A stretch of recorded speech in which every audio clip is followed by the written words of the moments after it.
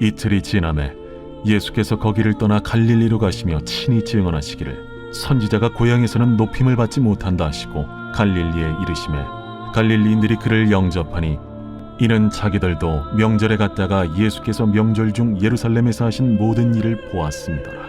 예수께서 다시 갈릴리 가나에 이르시니 전에 물로 포도주를 만드신 곳이라. 왕의 신하가 있어 그의 아들이 가버나움에서 병들었더니 그가 예수께서 유대로부터 갈릴리로 오셨다는 것을 듣고 가서 청하되 내려오셔서 내 아들의 병을 고쳐주소서. 하니 그가 거의 죽게 되었습니다. 너희는 표적과 기사를 보지 못하면 도무지 믿지 아니하리라. 주여, 내 아이가 죽기 전에 내려오소서. 가라, 내 아들이 살아있다. 그 사람이 예수께서 하신 말씀을 믿고 가더니 내려가는 길에서 그 종들이 오다가 만나서 아이가 살아있다. 하거늘 그 낳기 시작한 때를 물은즉 어제 7시에 열기가 떨어졌나이다. 그의 아버지가 예수께서 내 아들이 살아있다 말씀하신 그때인 줄 알고 자기와 그 온 집안이 다 믿으니라. 이것은 예수께서 유대에서 갈릴리로 오신 후에 행하신 두 번째 표적이니라. 요한복음 큐티를 통해서 참 빛이시오 말씀이신 예수님을 나의 마음속에 품으시며 살아가는 하루가 되시기를 소망합니다. 예수님께서 우리 마음속에 찾아오시면 정말 놀라운 일들이 일어납니다. 내 안에 참 기쁨이 샘솟게 되고 어떤 상황에서도 이 흔들리지 않는 담대한 믿음을 가지게 됩니다. 나의 상황이 변하지 않더라도 나의 삶의 절망이 바뀌어 소망으로 바뀌게 됩니다. 저와 여러분이 이와 같은 예수님을 마음속에 품고 살아가실 때, 그리고 믿을 때 우리 삶에서 역사하시는 하나님을 경험하게 되실 줄 믿습니다. 이제 예수님께서 사마리아를 지나서 이 갈릴리로 가십니다. 그런데 갈릴리에서 본문 44절을 보시면 선지자가 고향에서는 높임을 받지 못한다라고 말씀하십니다. 이는 고대의 격언 중에 하나를 예수님께서 인용하신 것인데 우리식으로 하면 속담 하나를 이렇게 사람들에게 이야기한 것입니다. 예수님은 자기가 갈릴리에 도착하더라도 사람들은 나를 선지자 중에 한 사람으로는 이렇게 보지만 구원자까지로는 생각하지 않는다는 것을 말씀하신 것입니다. 예수님께서 이 갈릴리에 도착하자 사람들이 영접합니다. 그런데 그 이유가 예수님께서 유월절에 성전에 가셔서 이 물건 파는 자들을 다 내쫓은 사건을 보았기 때문입니다. 그래서 이 백성들의 마음에는 마음속 한켠에 이 기대감이 있습니다. 유대인의 권위가 가장 강한 도시에서 그 권위의 정점인 이 성전에서 그들의 권위를 인정하지 않는 모습을 예수님께서 보여주셨기 때문입니다. 이들은 예수님이 누구신지에 대한 관심은 많이 없습니다.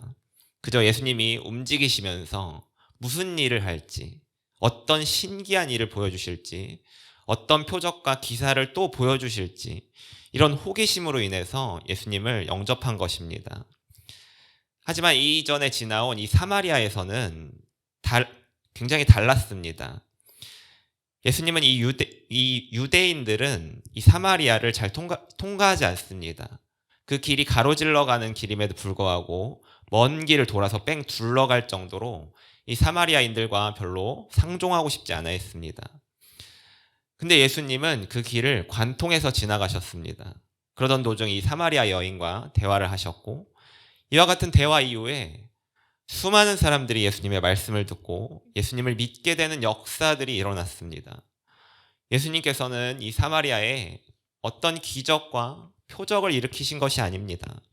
그저 한 여인과의 이 대화를 했을 뿐입니다. 그럼에도 이 수많은 사마리아 사람들이 예수님을 믿게 되는 역사가 일어났습니다. 요한복음 4장 39절을 보시면 그 동네 중에 많은 사마리아인이 예수를 믿는지라. 41절을 보면 예수의 말씀으로 말미암아 믿는 자가 더욱 많아. 42절을 보면 이는 우리가 친히 듣고 그가 참으로 세상에 구주신 줄 알미라. 하지만 이제 이런 사마리아를 지나서 예수님이 갈릴리로 오시자 예수님은 이 군중들이 지금은 자기를 영접하지만 시간이 지나 예수님께서 십자가를 지게 되었을 때 자기를 배척하고 핍박할 것임을 아셨습니다. 군중들은 예수님께서 하시는 이 놀라운 일이나 기적 같은 일에만 관심이 많았고 예수님께서 하시는 말씀에는 그렇게 큰 관심이 없었습니다. 천국 복음에 관심이 없고 이 표적에는 관심을 보이는 모습을 이 군중들이 보여주는 것입니다.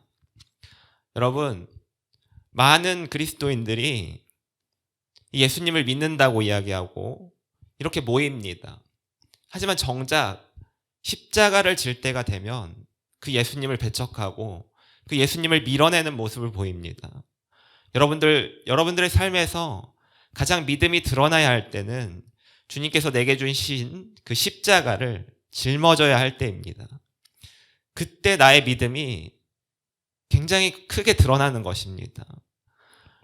여러분, 그 십자가를 멀리하지 마십시오. 그 십자가가 여러분들 인생에서 정말 그 십자가를 통해서 여러분들 그 고난을 통과해 왔을 때 하나님께서 여러분들을 들어서 그 영광의 자리, 정말 하나님의 자녀의 자리로 불러주실 것입니다.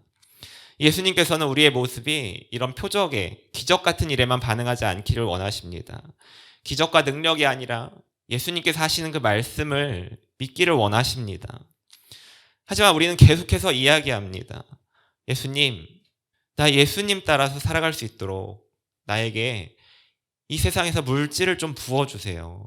제가 그 물질 가지고 주님 앞에서 주님 일에 전부 사용할 테니 예수님 나에게 내가 지금 가지지 못한 그 물질을 좀 부어주세요. 예수님, 나에게도 남들이 가지지 못한 능력을 좀 부어주세요. 다른 사람들에게 내가 나가서 복음 전할 테니 복음 전하기 좀 쉬워지도록, 다른 사람들의 마음을 쉽게 좀 바꿀 수 있도록 나에게도 다른 사람이 받은 것보다 더 큰 능력을, 더 많은 능력을, 다른 사람을 치유할 수 있을 정도로 그런 큰 능력을 나에게 좀 부어주세요. 예수님, 지금 이 문제만 좀 나에게 좀 해결해 주세요.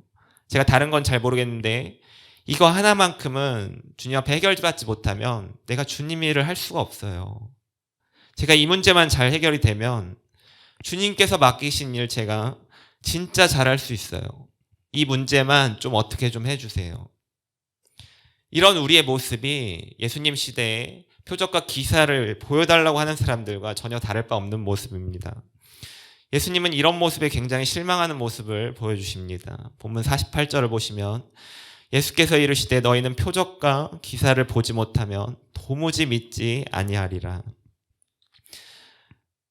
예수님은 우리가 표적과 기사를 보고 믿는 것을 원하지 않으십니다. 예수님께서는 우리가 사마리아 사람들처럼 예수님의 말씀을 듣고 이 예수님을 구원자로 믿기를 원하십니다. 그럴 때 우리 삶에서 예수님께서 나와 이 함께 하신 역사들이 일어나기 시작합니다. 이 오늘 왕의 신하의 사건이 이를 보여줍니다. 왕의 신하는 가버나움에서 예수님이 계신 곳 이 가나로 찾아옵니다.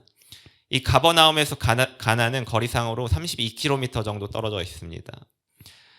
이 자기 자녀가 병이 들자 이 먼 거리를 일개 목수의 아들인 예수님의 도움을 요청하러 오게 된 것입니다. 이는 사람들의 시선을 생각할 때 이 왕의 신하의 체면을 상하게 하는 일입니다. 왜냐하면 이 사람은 예수님을 자기가 있는 곳까지 불러올 수 있는 능력이 있는 사람입니다. 그렇게 힘이 있는 사람이 이 자기 아들을 위해서 자기의 모든 자존심을 버렸습니다.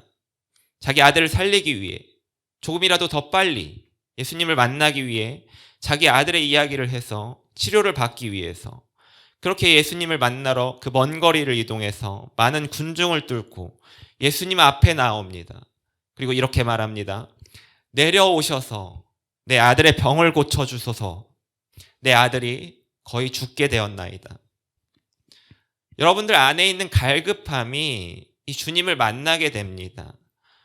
그 모든 것, 주님을 만날 수 없을 만한 그런 조건들 모두 다 상관하지 않고 내 안에 있는 갈급함으로 오직 주님만을 찾는 이 갈급함이 주님을 만나게 되는 것입니다. 이 예수님의 말씀을 믿을 때 역사가 일어나기 시작합니다. 예수님께서 아무리 나에게 말씀하셔도 내가 믿지 않을 때 그 역사는 일어나지 않습니다. 이 나의 믿음을 드러내는 것이 무엇인지 아십니까? 바로 순종입니다. 여러분들 삶에서 예수님의 말씀을 듣고 그 믿은 말씀을 여러분들이 순종하지 않는다면 나는 그 말씀을 믿은 것이 아닙니다. 이 순종을 통해서 내가 예수님을 믿는다고 고백할 때 비로소 예수님께서도 나의 마음을 아시게 됩니다. 그래서 예수님의 말씀이 나에게 임재가 되었을 때 그 말씀을 믿고 나의 삶에서 순종할 때 비로소 그 말씀이 이루어지게 됩니다. 이제 본문 50절을 보시면 예수께서 이르시되 가라 내 아들이 살아있다. 이제 신하가 예수님께서 하신 이 말씀을 듣고 이를 믿고 집으로 돌아갑니다. 그런데 종을 만나게 되었고 아이가 살아있다는 소식을 듣습니다. 그리고 물어봅니다. 어느 때부터 열이 떨어졌는지를. 그러니 예수님께서 말씀하신 그때부터 이 열이 떨어졌음을 알고 그 왕의 신하의 믿음이 정말 그 왕의 신하의 믿음을 통해 온 집안이 예수님을 믿게 되는 역사가 일어납니다. 우리의 신앙생활에서 가장 중요한 것은 표적도 아니고 기사도 아닙니다. 무언가 이 신적인 능력이 발현되는 것도 아닙니다. 남들이 경험해보지 못한 엄청난 사건을 우리가 마주하게 되는 것도 아닙니다. 신앙생활에서 가장 중요한 것은 예수님께서 나에게 하신 말씀을 믿는 믿음이 가장 중요합니다. 이 세상에서 여러분들이 잘 되고 안 되고가 중요한 것이 아닙니다. 오직 중요한 것은 이 예수님을 믿는 믿음을 가지고 내가 살아갈 때 그 예수님이 나의 삶에서 드러나셨는가입니다. 주님께서 이 모습을 통해서 영광을 받으셨는지입니다. 주님께서 내게 원하시는 모든 일들이 나의 삶에서 이루어졌는지입니다. 이 모든 것의 시작이 무엇으로부터 시작이 됩니까? 바로 주님의 말씀으로부터 시작이 됩니다. 주님의 말씀이 나에게 임재할 때 그 일은 이미 이루어진 것과 다름이 없습니다. 그 사실을 여러분들이 믿을지 안 믿을지를 선택하면 됩니다.